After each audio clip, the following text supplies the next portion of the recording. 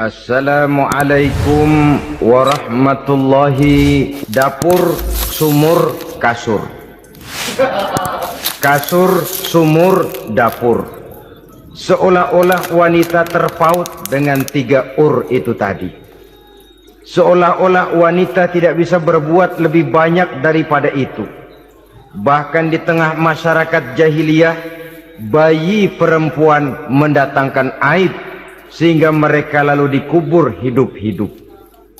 Maka datang Islam dengan tegas mencanangkan satu revolusi yang mengangkat harkat dan martabat kaum wanita. Nabi bersabda, "An-nisa'u imadul bilad, iza saluhat saluhal bilad, wa iza fasadat fasadal bilad." Wanita adalah tiang negara. Jikalau baik wanita, baiklah negara. Jikalau rusak wanita, hancurlah negara. Dalam berbagai ayat Al-Quranul Karim menjelaskan tentang wanita dan peranannya. Al-Quran bercerita tentang Siti Hawa. Al-Quran bercerita tentang anak perempuan Nabi Adam, Iklimah dan Labuda, yang menyebabkan Habil dan Qabil saling berbunuh-bunuhan. Al-Quran menceritakan bagaimana ibunya Nabi Musa mendapat wahyu untuk menghanyutkan anaknya di hilir sungai Nil. Al-Quran bercerita tentang Siti Maryam, ibu daripada Nabi Isa. Al-Quran bercerita tentang dua putri Nabi Yusuf, yang akhirnya salah satunya menjadi istri daripada Nabi Musa. Pun Al-Quran bercerita tentang Ratu Balkis, seorang wanita yang menjadi penguasa di negeri Sabah, yang demikian besar pengaruhnya dan wawasannya. Dan banyak lagi Al-Quran menceritakan keadaan kaum wanita, sampai-sampai dalam Al-Quran ada satu surah yang dinamakan surah An-Nisa. Ini seluruhnya berarti bahwa Al-Quran telah menempatkan kaum wanita dalam satu posisi yang mulia dan terpuji. Al-Quran memberikan emansipasi, bahwa wanita berhak mengejar kemajuan sebagaimana halnya kaum laki-laki. Tetapi sungguh pun demikian, Al-Quran tetap memberikan batasan-batasan sepanjang emansipasi itu tidak bertentangan dengan kodrat kewanitaan itu sendiri. Kalau persamaan dan kemajuan, kalau emansipasi dan hak asasi sudah tidak sesuai lagi dengan kodrat kewanitaan, pada akhirnya bukan mengangkat harkat dan martabat kaum wanita, justru malah merendahkan derajat dan martabat kaum wanita itu sendiri. Seperti sebagian besar wanita ini, mereka berteriak menuntut tentang persamaan hak, tapi mereka melupa apa batasan daripada persamaan hak itu sendiri. Sesungguhnya Islam dengan segala konsepsinya yang mengangkat martabat kaum wanita itu, memberikan keleluasaan kepada kaum wanita untuk maju bersama laki-laki sepanjang tidak menginjak-injak kodrat kewanitaan itu sendiri. Kalau sudah sampai kepada menginjak kodrat kewanitaan, maka akan merendahkan martabat kaum wanita. Sebab apa? Secara fisik dan psikis, agaknya memang laki-laki sudah ditakdirkan oleh Allah untuk menjadi pembimbing bagi kaum wanita. Walaupun tidak tertutup kemungkinan wanita tampil sebagai pemimpin, tetapi dari segi fisik biologis misalnya, laki-laki itu diciptakan kekar, kuat untuk memikul dan melaksanakan tugas-tugas yang berat. Sedangkan perempuan pada umumnya adalah lembut, ayu, lemot, denok, geboy, dan lain sebagainya. Maka kalau kita baca sejarah, Allah itu belum pernah mengutus rasul perempuan. Semua rasul laki-laki. Sebab apa?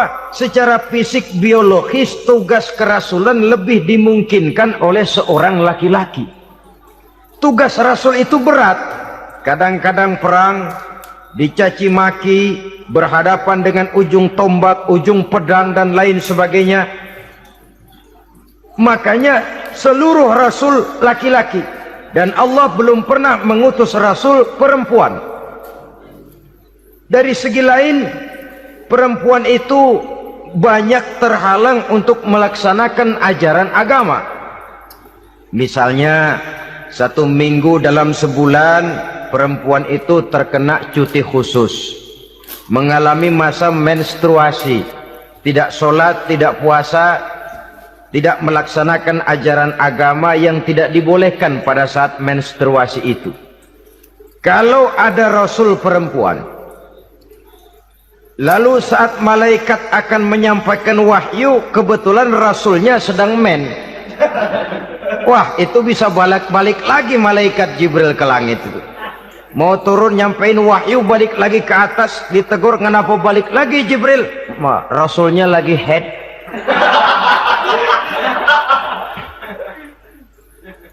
Atau pada saat agama dalam bahaya, agama dalam hinaan, agama dalam ancaman, rasulnya perempuan kebetulan sedang hamil besar. Apa lalu perang ditunda? Pengumuman perang ditunda saja sampai rasul melahirkan.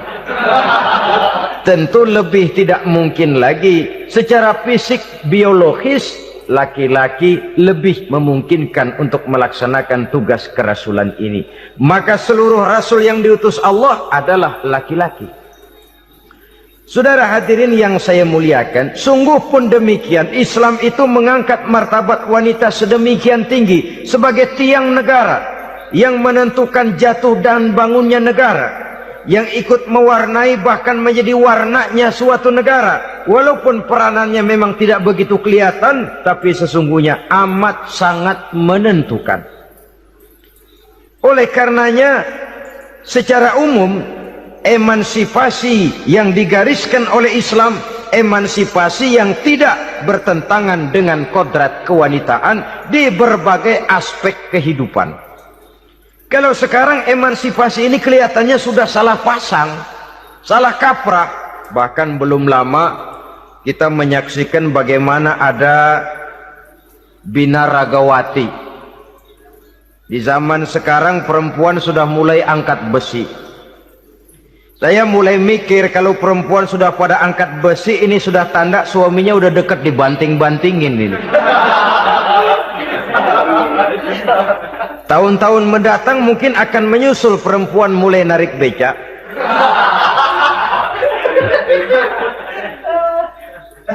Nampaknya kan sudah tidak lagi mengindahkan kodratnya sebagai wanita. Ada olahraga yang hanya pantas dikerjakan oleh laki-laki. Oleh karena itu pada kesempatan ini kita akan mencoba melihat peranan wanita dari berbagai dimensinya. Yang pertama, peranan wanita sebagai istri. Adalah Rasul memilih istri pertamanya Sayyidatuna Khadijah radhiyallahu anha. Kalau pilihan utama beliau pertama kali nikah dengan Siti Khadijah, jelas itu pilihannya bukan karena kecantikan. Kenapa? Beliau nikahi Siti Khadijah dalam usia 40 tahun Khadijah dan 25 tahun Rasul. Statusnya janda pula. Kalau beliau seorang pemburu kembang, pemburu bunga, kenapa mesti nikah dengan janda berumur 40 tahun? Sedangkan beliau waktu itu masih berumur 25 tahun. Apa sasaran utamanya? Bisa kita lihat nanti. Setelah beliau diangkat menjadi Rasul, ternyata Khadijah lebih daripada seorang istri, beliau masuk ke dalam staf Nabi. Orang lain beliau belum beriman, beliau malah beriman lebih dahulu sebagai perempuan pertama yang masuk Islam. Orang lain memusuhi Nabi, beliau malah mengorbankan hartanya untuk membantu perjuangan Nabi. Istri setia semacam ini dengan peranannya sebagai istri yang sedemikian rupa memberikan andil yang sangat besar bagi kesuksesan dan keberhasilan seorang suami. Sebaliknya, seorang istri bisa mempengaruhi suaminya. Seorang suami yang jujur, polos, lugu, sederhana, bisa jadi koruptor ulung kalau didorong-dorong oleh istrinya. Seorang istri Pak Lurah memang tidak ikut mengatur kelurahan, tapi dia bisa mewarnai suaminya. Seorang istri gubernur memang tidak ikut mengatur provinsi, tapi dia bisa mewarnai suaminya. Sepanjang warnanya positif, tentu sangat baik dan sangat diharapkan. Tetapi kalau warnanya negatif, kiamatlah akibatnya umat ini. Oleh sebab itu, peran pertama dari kaum wanita sesungguhnya adalah sebagai istri yang mendampingi suami untuk mengolah dan melaksanakan tugas-tugas besar. Dari seorang yang paling kecil sampai kepada seorang yang punya jabatan paling tinggi sekalipun, pengaruh dan peranan istri memang sangat menentukan. Saudara hadirin kaum muslimin rahimakumullah, itulah sebabnya Nabi menikah dengan Siti Khadijah. Dan lebih dari itu, sebelum menikah dengan Nabi, Siti Khadijah itu sudah terkenal sebagai pengusaha wanita, business girl kalau bahasa sekarang ini. Bahkan jaringan-jaringan bisnisnya tidak hanya Mekah saja, tidak hanya antar kota, bahkan sudah antar negara, dari Mekah ke Syam, dari Mekah ke Madinah dan lain sebagainya, yang bahkan kita tahu Rasul pada mulanya pun ikut membantu perdagangannya Siti Khadijah radhiyallahu anha ini. Jadi kalau bercermin dari karier Siti Khadijah, boleh saja wanita bergerak di bidang bisnis, asal memang profesi, bukan karena dengan senjata dan modal kecantikan lalu membujuk dan merayu orang sampai telap sehingga bisnisnya berjalan lancar dengan jalan menjual kecantikannya. Tidak, bergerak di bidang bisnis yang memang profesinya di situ. Tidak ada salahnya. Bisa saja perempuan menjadi bisnis girl seperti yang dicontohkan oleh Siti Khadijah radhiyallahu anha ini. Sebab itu, kontes-kontesan yang hanya bertitik kepada rupa yang ayu saja, rupa yang cantik saja, sesungguhnya bukan hanya tidak bermanfaat, tapi saya pikir juga sangat tidak mendidik. Yang mengajar anak-anak remaja putri kita untuk berlomba-lomba hidup dalam kepalsuan. Alis mata palsu, hidung pesek dimancungin palsu, operasi plastik. Alis matanya dikerik, bikin yang palsu. Tai lalat lagi bikin yang palsu. Gincu bibir dimerahin, palsu. Seluruhnya hidup dalam kepalsuan. Akan lebih baik kalau kita ini misalnya mengadakan kontes yang menitik beratkan kepada ketinggian IQ, kecerdasan, kemampuan, skill, keahlian dan kemampuan. Tidak hanya dititik beratkan kepada rupa yang ayu dan cantik semata-mata. Sebab di samping manfaatnya diragukan, juga sangat tidak mendidik buat generasi yang akan datang. Terutama ibu-ibu, peran utama wanita sesungguhnya adalah sebagai istri mendampingi suami dalam melaksanakan tugas-tugas besar. Satu hari, serombongan ibu-ibu pernah datang menghadap Rasul mengajukan satu resolusi, protes kalau bahasa kita sekarang. Ya Rasul, ada apa bu? Kalau laki-laki sih enak. Enak bagaimana? Iya, kalau orang laki-laki sholat, perempuan sholat. Laki-laki puasa, perempuan puasa. Laki-laki pergi haji, perempuan pergi haji. Laki-laki menuntut ilmu, perempuan bisa menuntut ilmu. Tapi kalau laki-laki pergi jihad, perang membela agama, kami perempuan tidak bisa ikut jihad perang di medan pertempuran. Padahal pahala jihad sangat besar dan kami ingin mendapat pahala jihad. Tidak adil kalau begini ya Rasul, izinkan kami pergi jihad. Ini perempuan di zaman Rasul, kalau ada kebaikan tidak bisa ikut, rasanya rugi bukan main, lalu protes. Apa jawab Rasul? Beliau senyum, ibu-ibu jangan khawatir. Walaupun ibu-ibu tidak maju ke medan perang, ada ibadah yang pahalanya sama dengan pahala jihad itu. Apa ya Rasul? Beliau menjawab, jihadukunna fi baitikunna Jihadnya ibu-ibu, jihadnya kaum wanita adalah di rumah tangganya sebagai istri. Memasak makanan suaminya, mencuci pakaian istrinya, mengasuh, merawat dan membesarkan anak-anaknya, itu seluruhnya bagian daripada ibadah yang pahalanya tidak kurang dengan pahala jihad. Kenapa? Al-Quran itu memberikan sesuatu sesuai dengan kedudukannya. Kalau perempuan pergi perang jihad membela agama, musuhnya laki semua, kayak apa perangnya? Itu musuhnya bisa nggak mau pakai pedang, perangnya udah gulat aja udah. Sehingga Rasul lalu memberikan satu jalan keluar yang membuat wanita-wanita itu lega. Jihadukunna fi baitikunna. Ibu-ibu sih tidak usah khawatir, jihad ibu adalah di rumah tangga ibu-ibu semua. Sejak bangun tidur sampai tidur kembali, nyaris kaum ibu itu 24 jam pekerjaannya. Sebagai istri, dia melaksanakan jihad di rumah tangganya. Peranan wanita yang pertama adalah sebagai istri, yang walaupun tidak kelihatan dan menonjol seperti halnya laki-laki, tapi sangat mewarnai, bahkan menjadi warna dari tugas apapun yang dihadapi oleh suaminya. Dulu ada seorang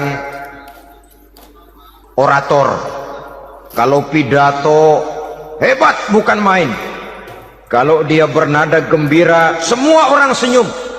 Kalau dia bercerita tentang sesuatu yang sedih, satu masjid orang nangis. Orang tanya kepadanya, "Pak, bisa pidato begitu hebat, siapa yang bikin?" "Ya saya sendiri." Istrinya dari belakang bilang, "Tidak, yang bikin pidatonya hebat saya." Kata suaminya, "Mana bisa, saya." Kata istrinya. "Kalau saudara tidak percaya, tunggu Jumat depan. Dia khutbah Jumat, saya akan bikin khutbahnya tidak hebat," kata istrinya. Sudah hari Rebo, siap-siap mau bikin konsep khutbah, baru mau nulis, datang istrinya. "Bang, tolong pegangin anak, saya mau ke warung." Mau bikin konsep lagi, kata istrinya, "Bang, tolong ini, tolong itu, tolong ini." Sampai mau berangkat khutbah Jumat, khutbah belum selesai dibikin. Begitu naik mimbar, kehabisan bahan. Sudah 10 menit masih ama ba'du. Ini yang dengar heran, ini orang kok bicaranya bisa cuma amat sama badu saja. Di situ kelihatan saudara-saudara betapa peran serta istri yang walaupun tidak kelihatan oleh pandangan mata yang zahir, tapi teramat sangat menentukan. Sekali lagi, tidak ada seorang suami bisa sukses jadi apapun dia tanpa peran serta istrinya di rumah. Tidak ada kemajuan yang bisa diperoleh kalau tidak karena peran serta istrinya di rumah. Tidak ada kesuksesan yang bisa diraih tanpa keikutsertaan daripada istrinya di rumah. Walaupun suaminya yang dikenal orang, suaminya yang dipuji orang, suaminya yang disanjung orang, bagian besar tetaplah saham dan andil daripada istrinya yang di rumah itu. Ini makna an-nisa imadul bilad. Wanita adalah tiang negara. Jikalau baik wanita, baik negara. Jikalau rusak wanita, hancur negara. Karena wanita, negeri Sabah menjadi terkenal tentram, aman, wawasan politiknya luas. Seorang semacam Cleopatra bisa menaklukkan Julius Caesar. Dan begitu selanjutnya. Banyak cerita-cerita betapa wanita yang berperan di belakang layar ini bahkan bisa menggoyangkan negara. Bahkan yang paling dekat saja contoh dengan kita, Senator Gary Hart. Saudara masih dengar tentu itu.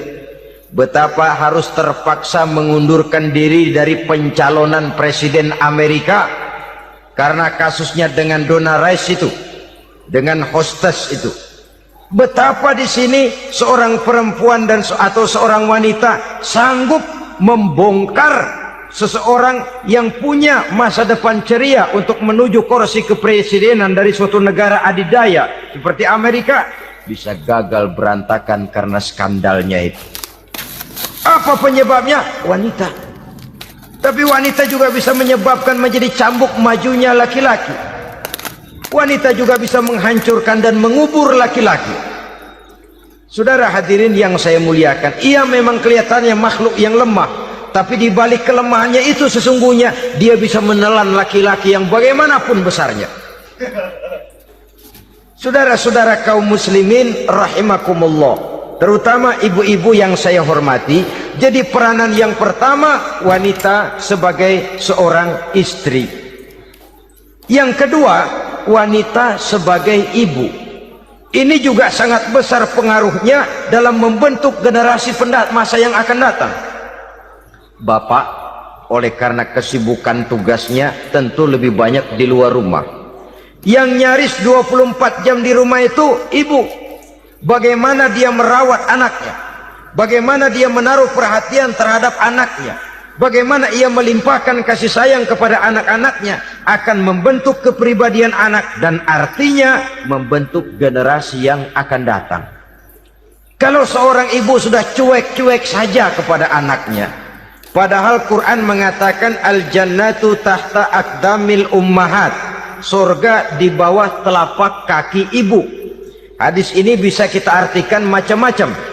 Pertama, anak tidak akan mendapat kebahagiaan tanpa ridho daripada ibunya. Kedua, ibu adalah wanita agung yang harus ditaati. Ketiga, neraka atau surga anak bergantung kepada ibu, bagaimana dia mewarnai anak. Kalau ibunya cuek-cuek saja sama anaknya, dan sering jadi contoh klasik, kalau anak ayamnya beduk maghrib belum pulang, satu RT dicariin, hansip diundang, kalau perlu dan ramil dilaporin. Tapi kalau anak gadisnya jam 12 tengah malam belum pulang, ibu tenang-tenang saja Pak. Tidak tergerak dan tidak tertarik hatinya. Ya tentu tidak semua.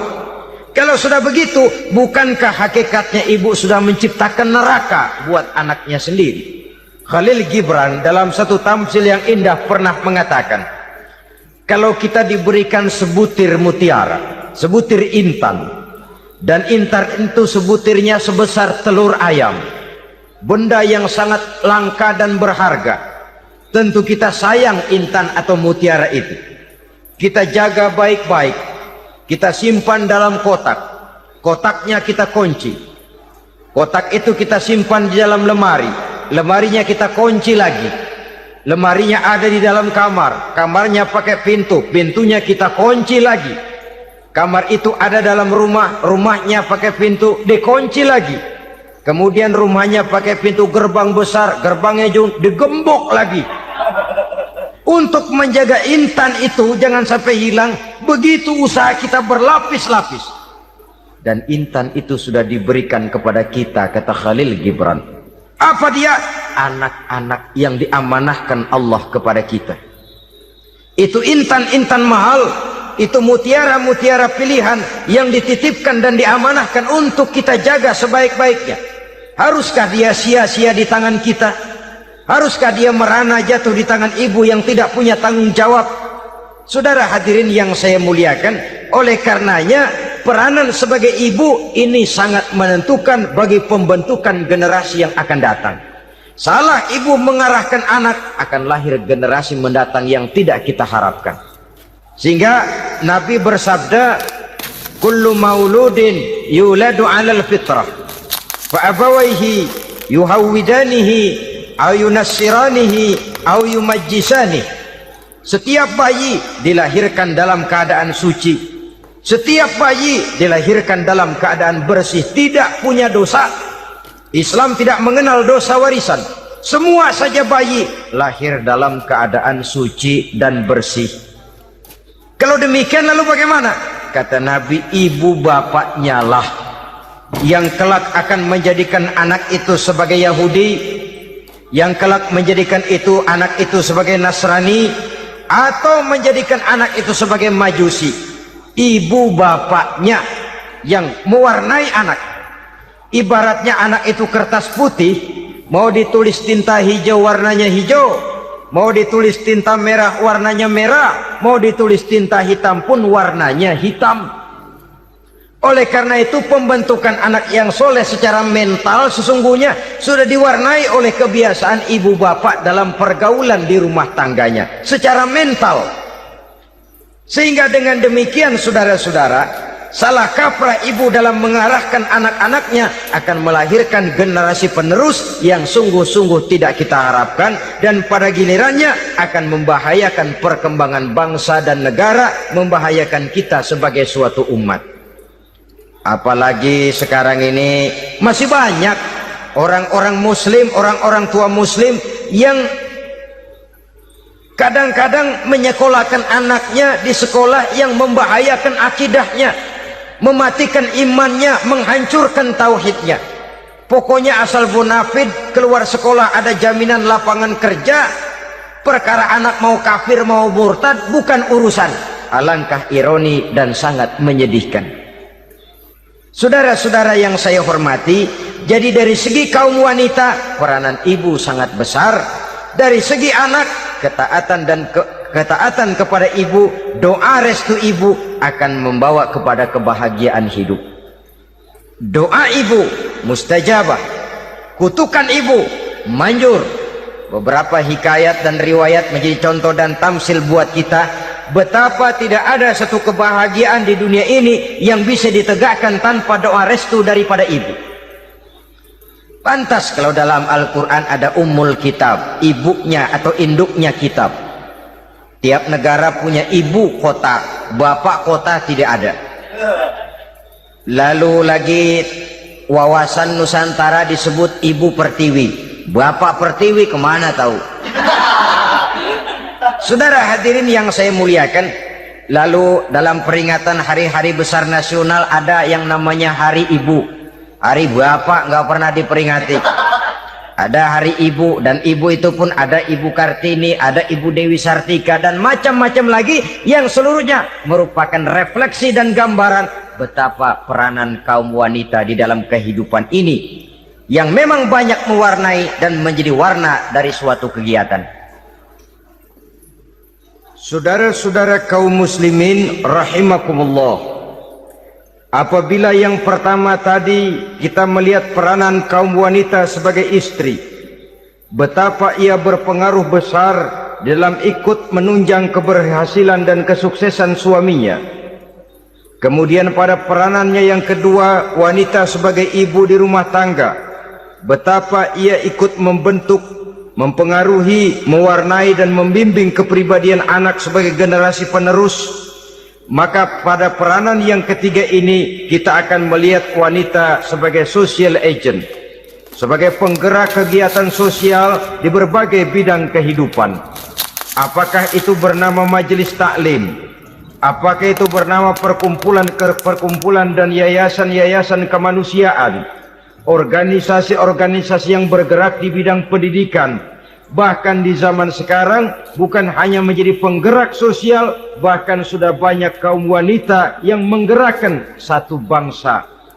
Dunia mengenal Margaret Thatcher, dunia mengenal Indira Gandhi, dunia mengenal Bandara Naike, dunia mengenal Corazon Aquino, dunia mengenal Golda Meir dulu itu dari Israel.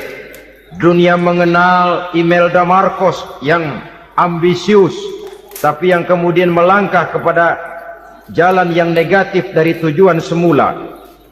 Ini bukan hanya sekedar social agent, tapi bahkan sudah mengarah kepada menggerakkan dan mewarnai suatu bangsa.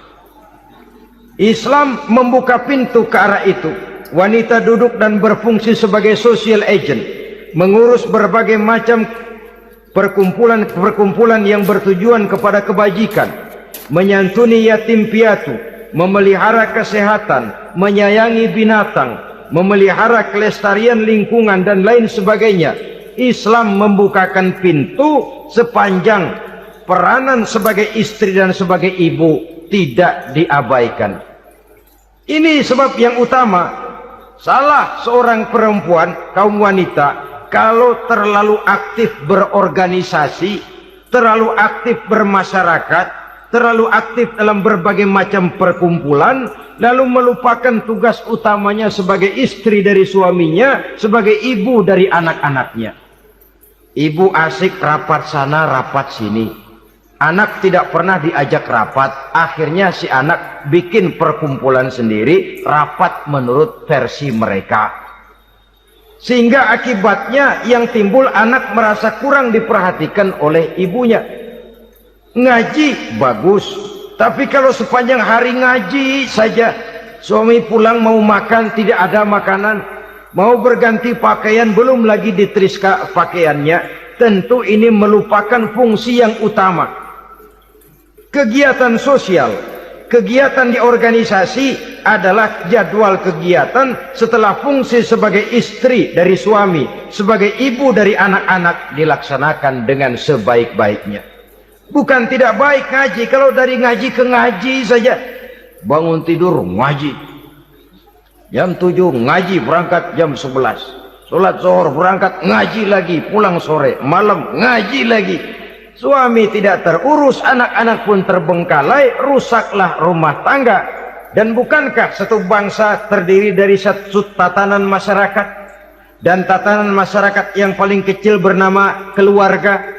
Keluarga merupakan unit dari masyarakat, unit yang terkecil, dan keluarga terdiri dari pribadi-pribadi yang merupakan bapak, ibu, dan anak-anak.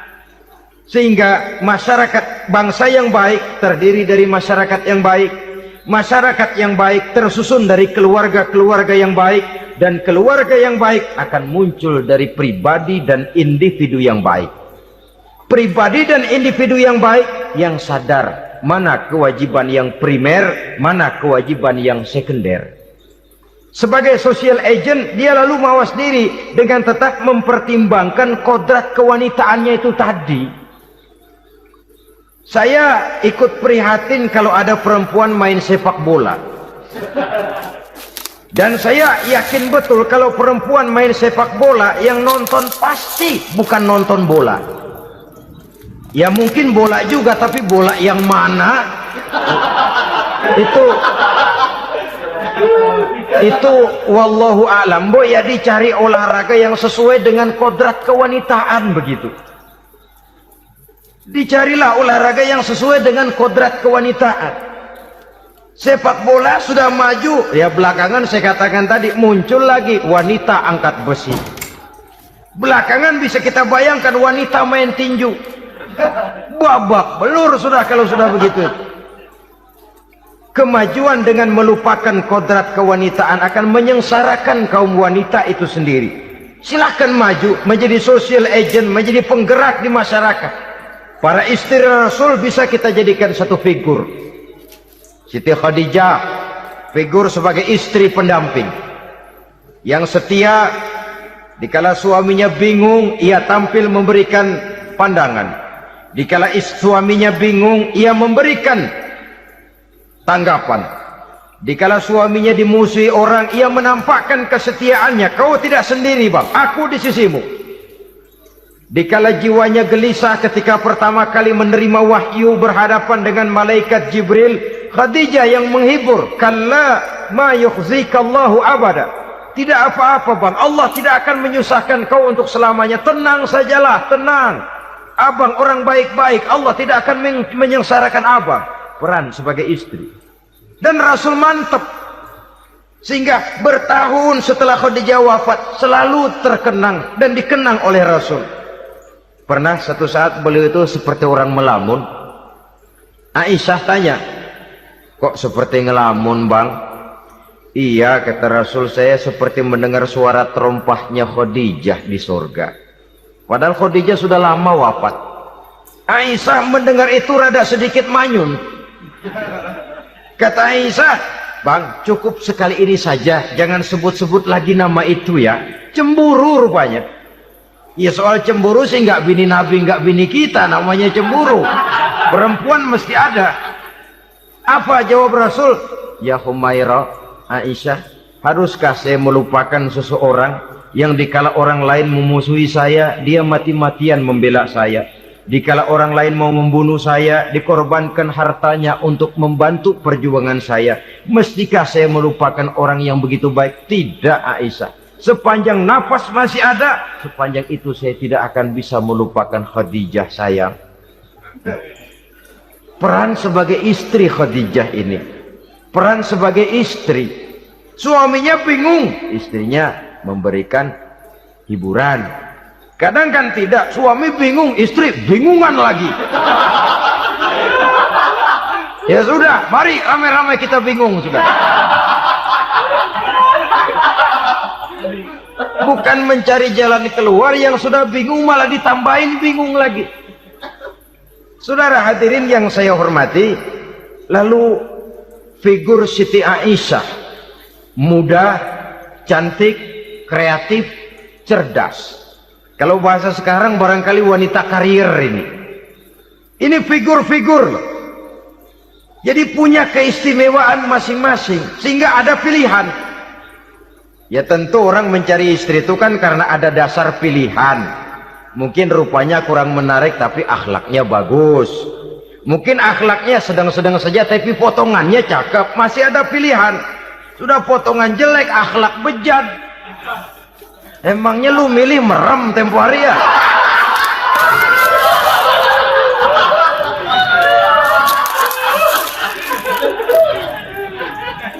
Sudah nggak ada pilihan apa-apa. Lalu ada istri yang punya keistimewaan karena sifatnya yang sabar. Ada yang wataknya itu pemurah. Ada yang sifatnya itu belas kasih.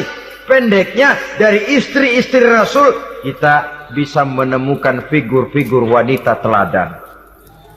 Sehingga keliru kalau kaum orientalis barat mengatakan Rasulullah itu katanya sesungguhnya adalah seorang seks maniak, istrinya banyak. Oh, ini memang bajingan ini orientalis ini. Kalau Rasulullah itu seorang seks maniak, tentu yang dinikahinya itu pertama jelas gadis semua, yang kedua tentu cantik-cantik semua. Dari istri-istri beliau yang dikawininya dalam keadaan gadis cuma Siti Aisyah. Selebihnya janda. Apa pertimbangannya? Menyantuni yatim-yatimnya, mengayomi janda-janda yang ditinggal suaminya gugur di medan perang, untuk memperkuat keimanannya. Itu pilihan utama Rasul. Kita sekarang ini ya ngakunya sih ikut sunnah Rasul, cuma sunnahnya urusan kawin melulu. Ada duit sedikit, kawin maning, kawin maning. Ditanya orang kenapa kawin melulu, sih mas sunnah Rasul. Bukan main. Kalau sudah urusan kawin pahlawan betul sunnah Rasul. Padahal kawin lagi dalam Islam itu sungguh pun boleh, tapi tidak diperintah. Tidak diperintah, memang cuma boleh. Itu kalau dalam pesawat itu cuma semacam emergency exit lah ya. Yang tidak boleh sembarang waktu bisa dibuka. Kalau memang sanggup berlaku adil, tafadhol. Kalau tidak, satu juga nggak habis. Lagian saya kira perempuan itu kan cuma perbedaan rupa saja, perbedaan selera saja. Seperti singkong dengan sate, bedanya kan cuma di tenggorokan. Kalau sudah masuk ke perut, kenyangnya kan sama. Perempuan cuma berbeda dalam selera, rasanya barangkali ya, barangkali.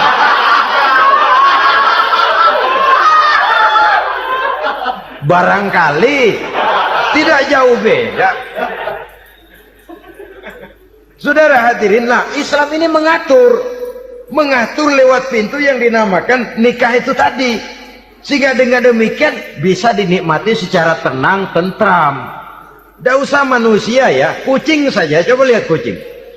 Kalau ikan dia boleh nyolong, kucing itu boleh curi, makannya nggak tenang kucing. Coba lihat ini. Asal dia nyolong ikan, makannya juga mindik-mindik.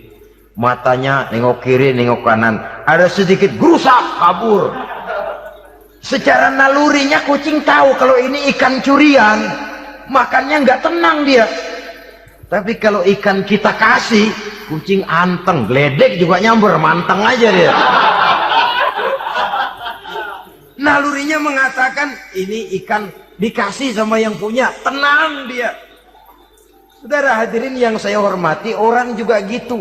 Kalau hubungan suami istrinya sudah sah, diikat dengan akad nikah, tenang, anteng, nggak gerasak gerusuk, nggak kayak diubur-ubur maling, anteng aja. Dan yang ngintip juga gua cuek aja udah.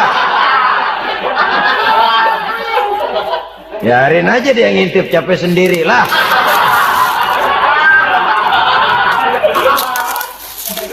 Tapi kalau nyuri-nyuri, coba lihat dah. Mana di kebun banyak nyamuk, ansip mukul tiang listrik, dia yang bingung. Islam ini sesungguhnya memudahkan jalan, saudara-saudara. Jadi sebagai social agent, wanita bisa melakukan, bisa berperan untuk itu. Apalagi untuk hal-hal yang menyangkut wawasan kemanusiaan, di mana kaum wanita karena emosinya lebih tinggi daripada kaum wanita laki-laki, dia sangat peka terhadap masalah-masalah yang menyangkut kemanusiaan. Hatinya mudah tergugah, perasaannya cepat terenyuh. Dengan penderitaan dia cepat tergugah. Dia bisa menjadi social agent tanpa harus melupakan fungsi utama sebagai istri dan sebagai ibu dari anak-anaknya, sebagai istri dari suaminya. Saudara hadirin yang saya muliakan, dahulu Al-Quran pernah menceritakan betapa istri-istri pembesar di istana mewah di zaman Nabi Yusuf, kalau istilah sekarang nyonya-nyonya jet set, nyonya-nyonya VIP, betapa mereka mau memporak-porandakan keimanan seorang pemuda seperti halnya Nabi Yusuf alaihi salam. Dan Nabi Yusuf kemudian ternyata tidak mau jadi gigolo yang kerjanya hanya menyenangkan wanita-wanita jet set kelas VIP ini tadi. Sesungguhnya ini cuma satu simbol yang kejadiannya bisa saja terjadi pada zaman modern dalam versi dan kondisi yang berbeda. Namun bagaimanapun juga wanita dengan peranannya sebagai social agent, sebagai penggerak masyarakat, sangat besar pengaruhnya dalam ikut mewarnai perkembangan suatu negara. Seorang suami perlu memberikan dorongan kalau istrinya aktif di bidang sosial, asal dengan catatan saja, fungsi sebagai istri, fungsi sebagai ibu jangan sampai terlantar karenanya. Bahkan saya katakan tadi, di zaman sekarang wanita tidak lagi hanya berfungsi sebagai social agent, bahkan sebagai national agent, penggerak dari satu bangsa. Muncul wanita-wanita yang jadi menteri, yang jadi anggota DPR, bahkan yang jadi kepala desa dan lain sebagainya. Secara umum memang ar-rijal qawwamuna 'alan nisa. Laki-laki adalah pembimbing bagi kaum wanita karena kelebihan fisik biologis, kelebihan kemampuan intelektual dan lain sebagainya. Namun wanita pun boleh saja menjadi social agent sepanjang catatan yang saya sampaikan tadi. Jangan sampai melupakan kodrat kewanitaan, jangan sampai mengalahkan fungsi sebagai istri dari suaminya, sebagai ibu daripada anak-anaknya.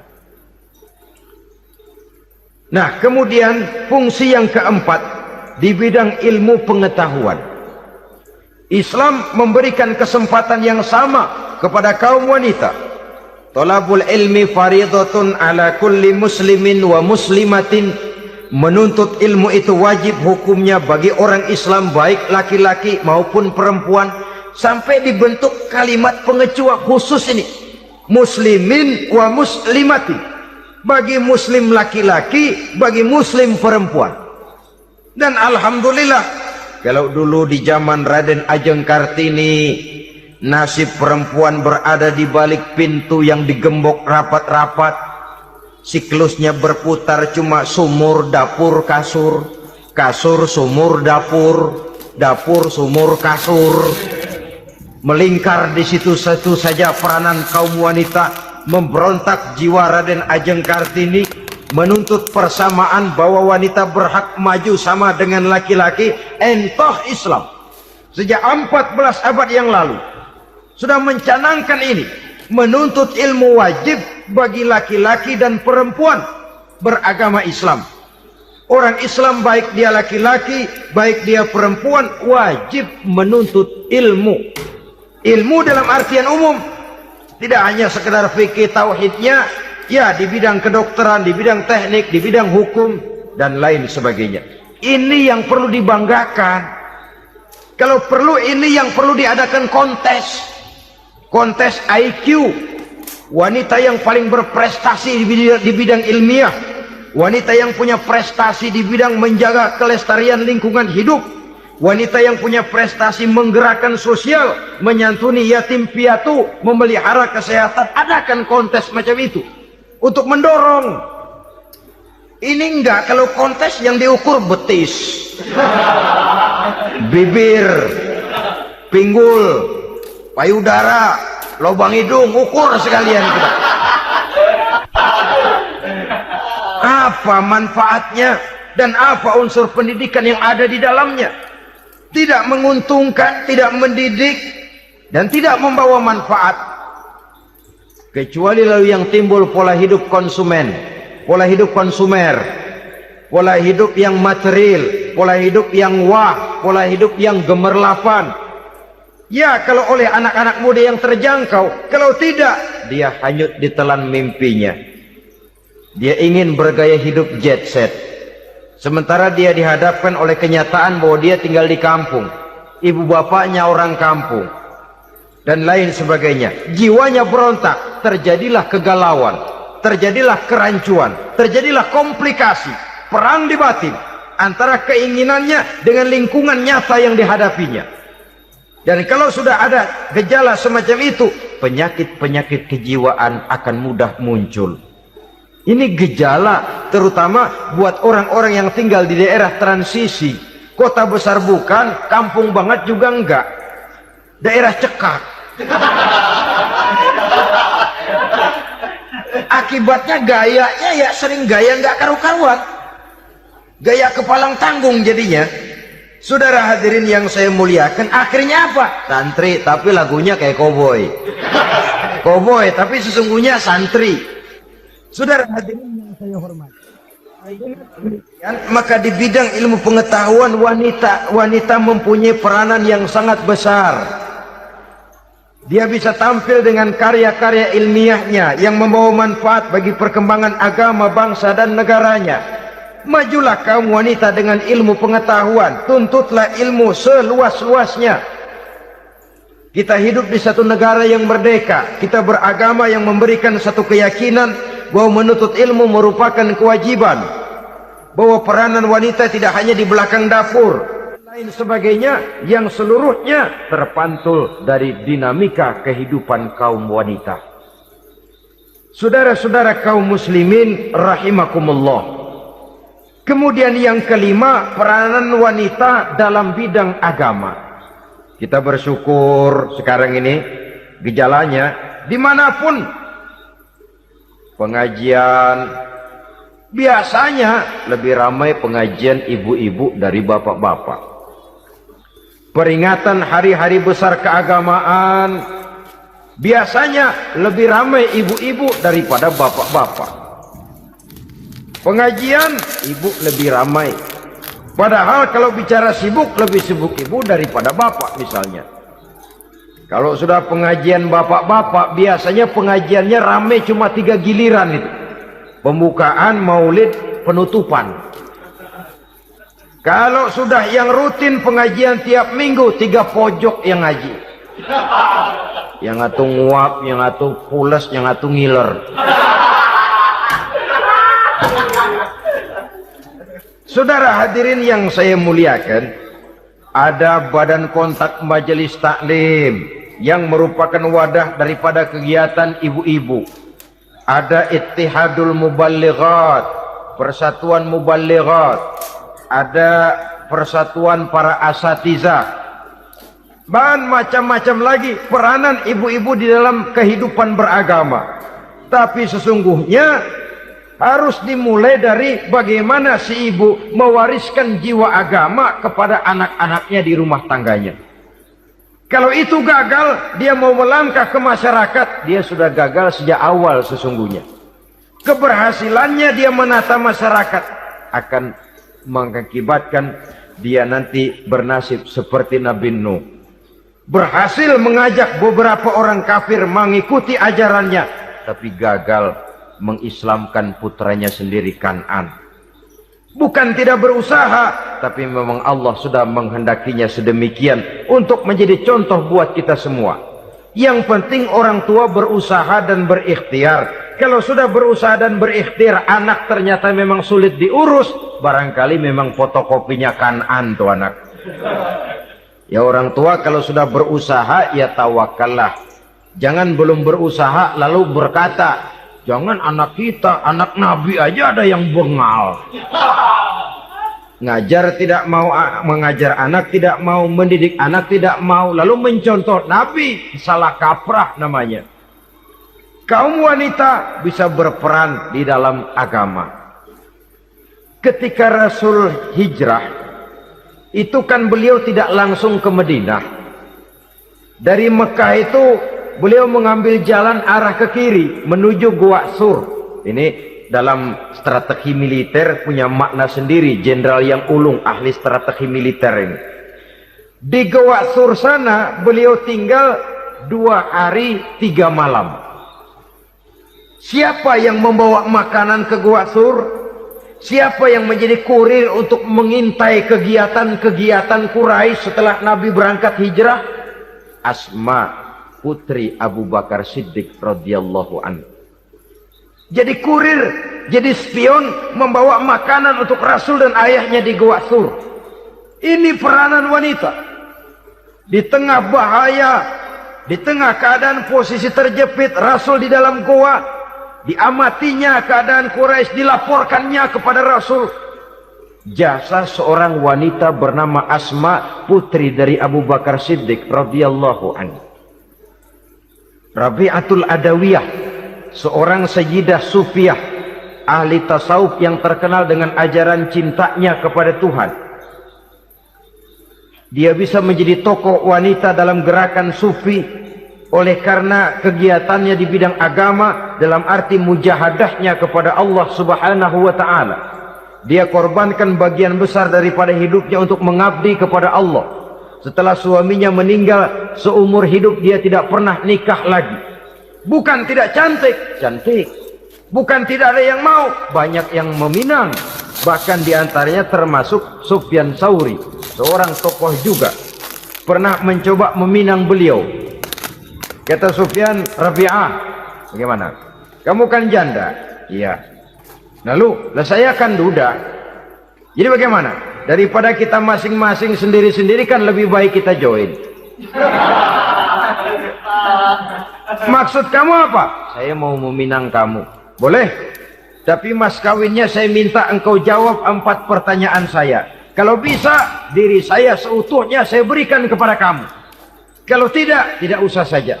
In ajabtani fi 4 masail fa ana laka. Kalau engkau sanggup menjawab 4 pertanyaan saya, seluruh diri saya bulat-bulat saya serahkan kepada kamu. Yang pertama, Sufyan, semua orang kan bakalan mati. Iya. Ya soal mati sih sama, mati. Cuma hakikat mati kan lain-lain. Ada yang matinya itu husnul khatimah. Mati baik di akhirnya. Lagi ngaji, mati. Lagi baca Quran, mati. Lagi sholat, mati. Lagi dengar ceramah, mati. Lagi sodako, mati. Itu mati-mati yang su'ul khatimah. Ada yang mati itu mati yang husnul khatimah, maksud saya. Ada mati itu yang disebut su'ul khatimah, jelek di penghujungnya. Lagi nyekek botol, mampus. Lagi banting kartu, plak, plak, habis. Lagi makan riba, mati. Lagi zina, mati. Lagi nipu, mati. Kira-kira kalau saya nanti mati, su'ul khatimah apa husnul khatimah? Loh, saya nggak tahu, kamu mati saja belum. Tidak bisa kamu jawab, tidak bisa. Yang kedua, setelah mati kita masuk ke alam kubur. Di kubur kita akan dapat nikmat kubur atau azab kubur. Hari itu kira-kira saya dapat nikmat apa dapat azab? Saya tidak tahu. Di padang mahsyar setelah ditimbang kita dapat kitab di tangan kanan kalau baik, di tangan kiri atau dari belakang kalau jahat. Hari itu saya dapat kitab di tangan kiri apa tangan kanan? Saya nggak tahu. Yang keempat, orang akan lewat di atas sirat. Yang selamat sampai surga, yang celaka sampai ke neraka. Kira-kira saya yang selamat apa yang celaka? Wah, kata Sofyan, gua nggak tahu, udah butak dah lempangan itu deh. Kalau kau tidak tahu, Sofyan, tidak bisa jawab 4 pertanyaan ini, maaf saja, lamaranmu saya tolak dan saya tidak akan nikah. Ini yang saya khawatir. Maka dia terkenal sebagai Sayyidah Sufiyah, tokoh wanita dalam dunia sufi. Dan artinya wanita bisa berperan banyak dalam bidang agama, sebagai pengasuh majelis taklim, sebagai pengasuh yatim piatu, sebagai gerakan-gerakan keagamaan yang positif dan lain sebagainya. Ini dimungkinkan karena Islam menunjang harkat dan martabat kaum wanita. Maka majulah kaum wanita Islam Indonesia dengan tetap menjaga kodrat kewanitaannya. Inilah yang kita sampaikan pada kesempatan ini. Terima kasih atas segala perhatian. Mohon maaf atas segala kekurangan. Wassalamualaikum warahmatullahi wabarakatuh.